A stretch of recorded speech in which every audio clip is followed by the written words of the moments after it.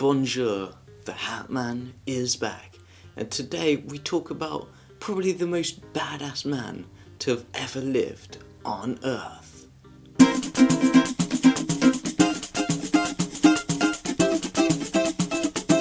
Roy Benavides was born to Texan parents, but however they died when he was still a kid, so he was raised by his uncle.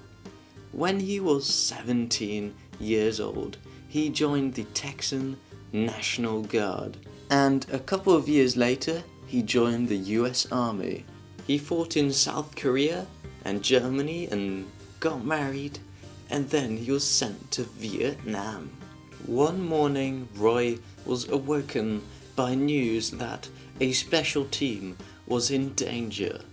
They were being killed off by at least 1,000 or a maximum of 1,500 North Vietnamese guys.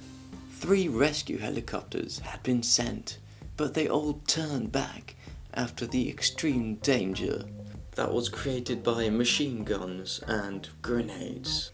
Roy didn't want his comrades to die in battle, so he boarded the first chopper that he set his eyes on with a medical kit and a gun. He wasn't on duty, and he was probably going to die anyway, but he didn't care. Once the helicopter arrived near the site, Roy Benavides noticed that every American man had some sort of injury, and there was no chance of escape.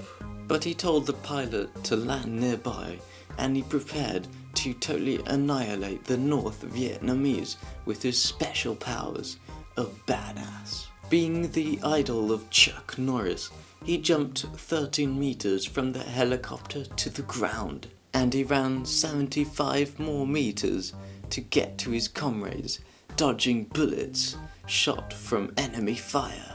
He'd been hit by some of the bullets, but he shrugged them off like they were shrapnel because he didn't care. So after this, he proceeded to help his comrades and treated their wounds.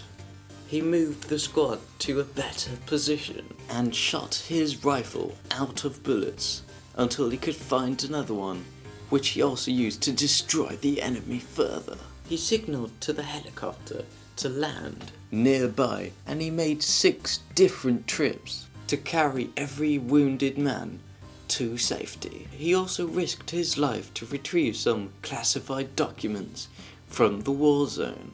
However, a few seconds before they were about to leave, Roy was hit by a bullet, and the helicopter was hit by a grenade and grounded. The helicopter was burning like crazy, and Roy, although he was injured himself, pulled out the survivors from the wreckage. He then proceeded to call another helicopter. He decided to organize a defense before the helicopter managed to get there.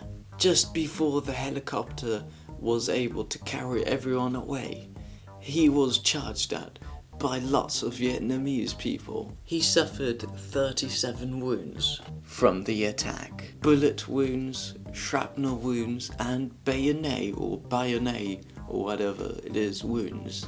But this was not enough, so he decided to kill a man in hand-to-hand combat. But this was not enough for Roy, and he decided he had to kill someone in hand-to-hand combat.